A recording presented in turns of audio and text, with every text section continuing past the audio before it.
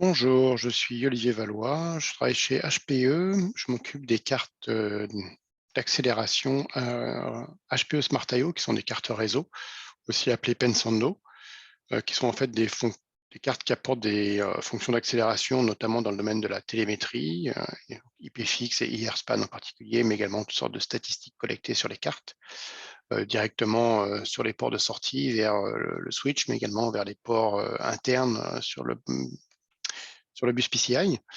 Des fonctions également de sécurité, donc de type filtrage réseau, firewalling et micro-segmentation.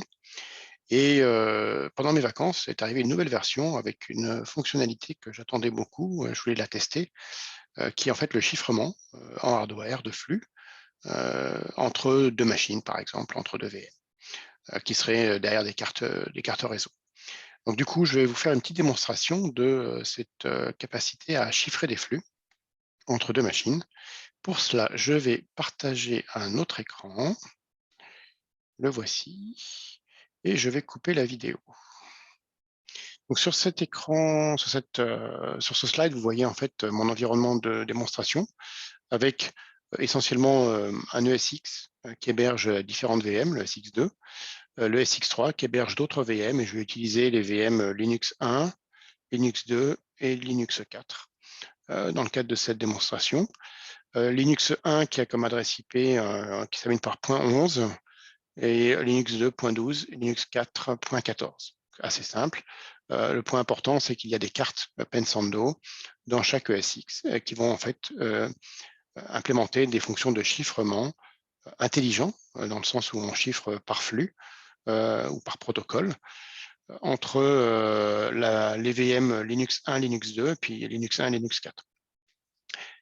Alors, je peux cacher ceci. On arrive sur mon environnement d'administration des cartes Pensando, la console qui s'appelle PSM. Ce qu'il faut savoir, c'est une solution SDN, dans le sens où les cartes sont toutes gérées et configurées centralement via la console de management. On n'a rien à faire individuellement sur chaque carte. Donc, pour commencer, je vais démarrer par un petit ping. Toutes des bonnes démonstrations démarrent par un ping. Donc voilà, je vais démarrer par un ping de la machine 12. Donc je suis sur Linux 1 et je ping Linux 2. La bonne nouvelle, c'est que ça marche. Donc, je vais maintenant basculer sur mon analyseur réseau. Voilà, je vais démarrer mon analyseur réseau sur une... Et on voit mon ICMP qui tourne. OK, jusque-là, rien d'extraordinaire, c'est normal. Je vais maintenant chiffrer ce flux. Donc, pour cela, je vais dans l'onglet IPsec Policy. Je clique sur cette règle. On voit, en fait, j'ai déjà créé une première règle pour chiffrer le flux entre les machines 11 et 12, tous les protocoles. Mais l'action ici est en mode clear, c'est-à-dire qu'en fait, je ne chiffre pas. C'est juste en fait en mode test, ça permet de vérifier qu'effectivement j'ai des paquets qui passent par cette règle. Et donc, je peux ensuite décider de la chiffrer. Ce que je vais faire tout de suite. Je décide de chiffrer ce flux. Donc ici, je précise que je veux me mettre en mode protect strict, donc je veux chiffrer absolument le flux. Je sauvegarde la policy pour que ce soit appliqué directement. On constate que mon ping tourne toujours, et si je bascule sur mon analyseur réseau, je le redémarre, on voit apparaître que mon ping en fait est maintenant chiffré. Alors, on voit ici le protocole ESP.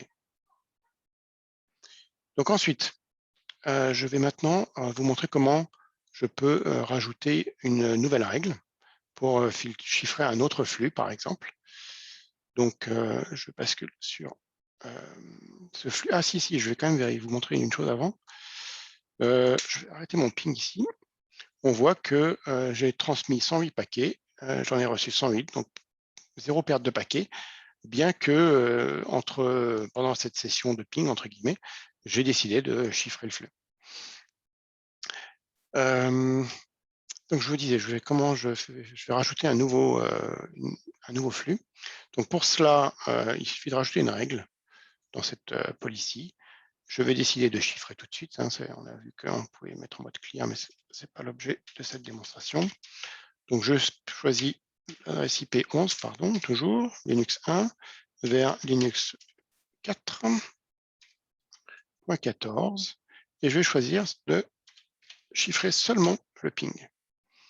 Je sauvegarde ceci, je sauvegarde la policy, elle est appliquée. Je ping 1 vers le 14.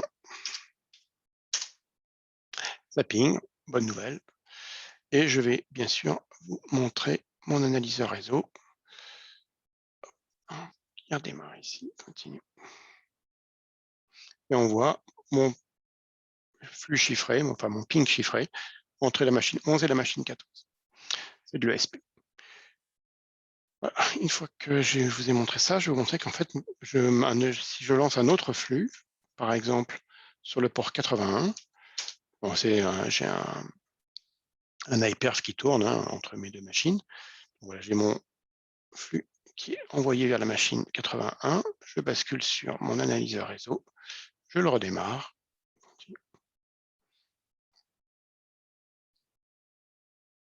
Bon, là, on ne voit pas grand-chose. Je pense que mon iPerf s'est arrêté.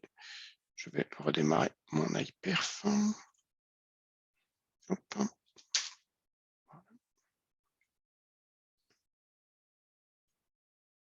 Voilà.